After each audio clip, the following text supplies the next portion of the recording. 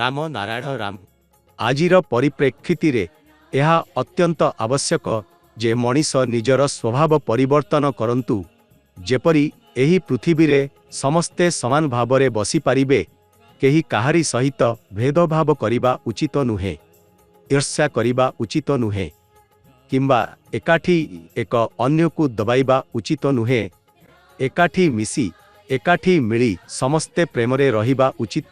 मनीष केबे एही विषय रे चिंता करे नाही जे से निज सहित कण आनिछि एही संसार रे तांकर निजर कण अछि ताकू जेउ किछि मिलिछि से सबु विश्व आकाश एवं प्रकृति रो उपहार। एहा तांकर निजर कण अछि जे से फेराइबाकू चाहुछि किंबा एही दाबी करिछि जे से अन्य मानंको उपरे दया करिछि। प्रकृति आमकू सबु किछि देइछि किंतु प्रकृति केबे किछि फेरत मागिछि कि सूर्य चंद्र ग्रह नक्षत्र आमकू जेउ शक्ति देइछि सेमाने केबे किछि फेरी मागिछंती कि किंबा केबे एही दाबी करिछंती कि जे आमे तुमकू एही सबु देइछु। मनीषंक आचरण एही भेदभाव उत्पन्न करे, एहा एक अन्य को पृथक करे। आमकू आकाश प्रकृति एवं एही सबु जिनिसरु शिखिबा उचित। सूर्य केबे एहा कहि न थाए जे मु मोर आलोक केवल एही जाति को देबी, अन्य धर्मर लोकंकु देबी नाही। आकाश केबे कहि न थाए मु केवल एही लोकंकु जीवन देबी, अन्य मानंकु देबी नाही। एही भेदभाव केवल मनीष माने तियारी करंती। आमे समस्ते एही सूर्य आकाश ग्रह नक्षत्र मानंकु आमर आदर्श बनाइबा उचित एवं सेमानंक परि आचरण करिबा उचित। जेपरी एही पृथ्वी रे प्रेम एवं एकतार भाव जागृत होई पारे।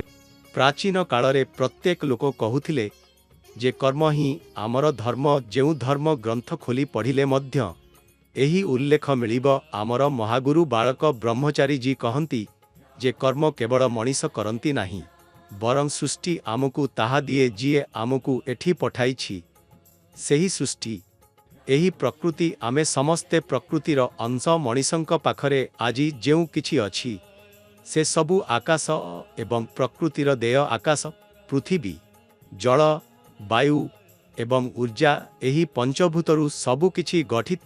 आमे आकाश प्रकृति पृथ्वी एवं ऊर्जा को परम भक्ति भावरे नमस्कार करिबा उचित। राम नारायण रामर निरंतर जप करिबा उचित, कारण एही बीजमंत्र मध्यरे समग्र ब्रह्मांड निहित। आकाशरु ऊर्जा मिली प्रकृति उत्पन्न होइछि एवं प्रकृतिरु आमे समस्ते जड़ित। आकाशरे नक्षत्र तैयारी होइछि, तारा तैयारी होइछि एवं सूर्य ठारू बहुगुण अधिक बड़ नक्षत्र मध्य आकाशरे अछि। जेतेबेले सृष्टि उत्पन्न हेला सेही समयरे एहा अति छोट थिला किंतु आस्ते आस्ते एहा बृहत होई गला। एही पृथ्वी रे एबे प्राय 800 कोटी लोक अछंती एवं सेमानंक शरीर राम नारायण राम द्वारा गठित, जेउथिरे पंचभूत अछि।